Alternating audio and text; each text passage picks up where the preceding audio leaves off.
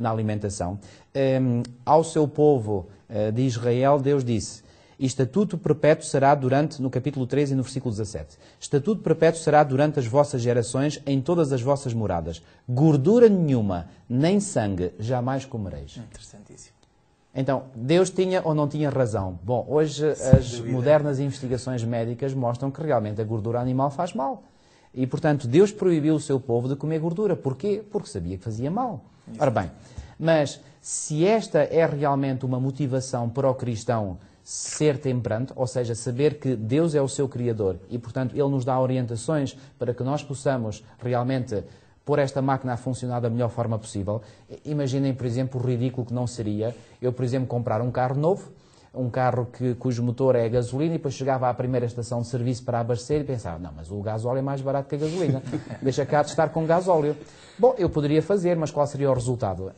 Todos nós sabemos, não é? Exatamente. Portanto, se um carro, se uma máquina tem determinados tipos de combustíveis, Deus também nos indicou quais os combustíveis apropriados para a nossa máquina. Portanto, essa para mim é uma das razões fundamentais. Mas outra grande razão é que Deus é não apenas o nosso Criador, mas igualmente o nosso Redentor. O apóstolo São Paulo diz que nós fomos comprados por grande preço. O próprio Jesus Cristo, um dia estando nesta terra, em João no capítulo 2, há um texto muito interessante, em João no capítulo 2, onde Jesus compara o seu corpo a um templo, a um santuário. É interessante o contexto desta passagem, porque o Senhor Jesus disse o seguinte. Nós lemos no capítulo 2 e no versículo 18 o seguinte: perguntaram-lhe, pois, os judeus: que sinal nos mostras para fazeres estas coisas? Jesus lhe respondeu: destruí este santuário e em 3 dias o reconstruirei. Replicaram os judeus: em 46 anos foi edificado este santuário e tu em 3 dias o levantarás? Bom, qual foi o santuário de que imediatamente eles pensaram? Era o templo de Jerusalém.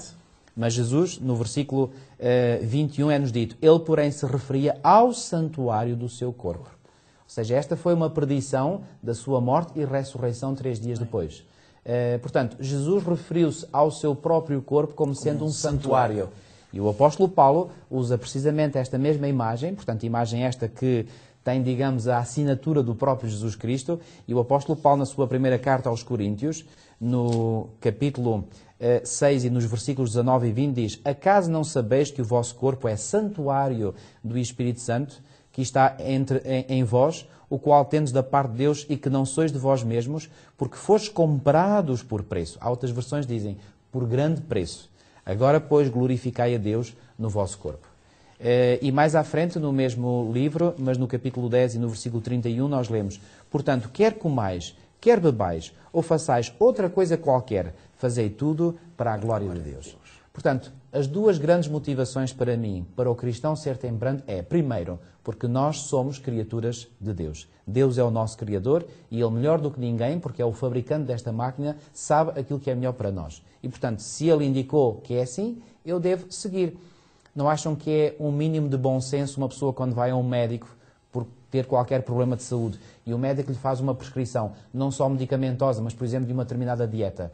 Faria algum sentido a pessoa vir para casa e depois dizer: oh, mas eu quero cá saber daquilo que o médico disse, eu vou fazer à minha maneira? Bom, ele pode fazer, tem liberdade de o fazer, mas quem é que vai sofrer as consequências? É o médico? Claro, não, é ele. O próprio. Da mesma maneira, se nós não seguimos as indicações do nosso fabricante, não é Deus que sofre, somos nós. E, aliás, está cientificamente comprovado que todas aquelas coisas que Deus proibiu ao povo de Israel, que vem no livro de Levítico, em relação às carnes, em relação aos peixes, Exato. Em relação às outras coisas, está provado cientificamente que cada uma das coisas que Deus proibiu são as coisas mais nocivas para o nosso organismo. Portanto, como o Paulo dizia, o autor da máquina, que escreveu o livro de instruções para a máquina, sabia aquilo que estava a fazer e aquilo que era como funcionava exatamente a máquina, funcionava a máquina e aquilo que era bom e aquilo que era mau para essa máquina. Nós estamos realmente a chegar ao fim, mas ainda assim gostaria de lançar uma última pergunta para deixarmos ainda algumas, digamos, pistas de reflexão também. Nesta questão do equilíbrio, nesta questão realmente de que nós acabamos por propor a nível do conceito de temperança, será que a temperança também, permitam-me dizer assim, tem uma palavra a dizer em relação a estes temas tão atuais como é a obesidade, ou diria também outro tipo de problemas do género, mas que hoje em dia são, se eu falar de maneira tão comum, a maneira como os jovens, e que está interligado, gerem o seu tempo livre, a internet, a maneira como a internet é utilizada, por exemplo. Será que poderemos afirmar que a temperança é uma palavra importante da parte de Deus em relação a estes problemas? A nossa sociedade vive hoje no tempo do facilitismo. Tudo é fácil. Fast food, acesso à internet. Quanto mais rápida a internet for, melhor é. Mais depressa eu faço os downloads, mais depressa eu tenho acesso à informação. Tudo mais rápido. Tudo muito mais rápido. Mas tudo que é demasiado rápido, tem os seus inconvenientes. Há falta de temperança nisso também, Exatamente. muitas vezes. Eu, enquanto responsável da AIT na zona do Algarve, fui convidado durante o mês de maio para participar numa ação organizada por uma escola pública, para podermos levar ali aos jovens. Um dos problemas era exatamente a obesidade infantil. Muito bem. Não é? Portanto, a preocupação começa a existir. E se nós olharmos, um dos grandes fatores que fazem com que exista cada vez mais obesidade infantil é exatamente o problema dos fast food. A gordura saturada que ali é ingerida, a quantidade de gordura que os jovens ali comem. Portanto, e todas estas coisas com rapidez fazem criar estes problemas. Pronto, e aliados aos outros problemas que vêm através da internet, de uma má gestão do tempo que passamos à internet, etc. Portanto, há que termos muito, muito cuidado. Não só como utilizadores, como também como responsáveis pela utilização que os nossos filhos, que os nossos educandos têm por essa utilização, não é? Portanto, equilíbrio em todas as coisas. Não é? Eu diria que um grande paradoxo da nossa sociedade é que, por um lado, como disse o Colácio muito bem, as coisas são cada vez mais rápidas. Cada vez os carros andam mais depressa, cada vez há melhores meios de comunicação, vias de comunicação, etc. Mas é tudo muito mais rápido e cada vez temos menos tempo. Este é o grande paradoxo da nossa sociedade. Qualidade de vida. E menos qualidade de vida. Como aparentemente seria necessário, não é? Mas só gostaria de, mesmo na reta final deste nosso programa, de referir um aspecto que considero muito importante.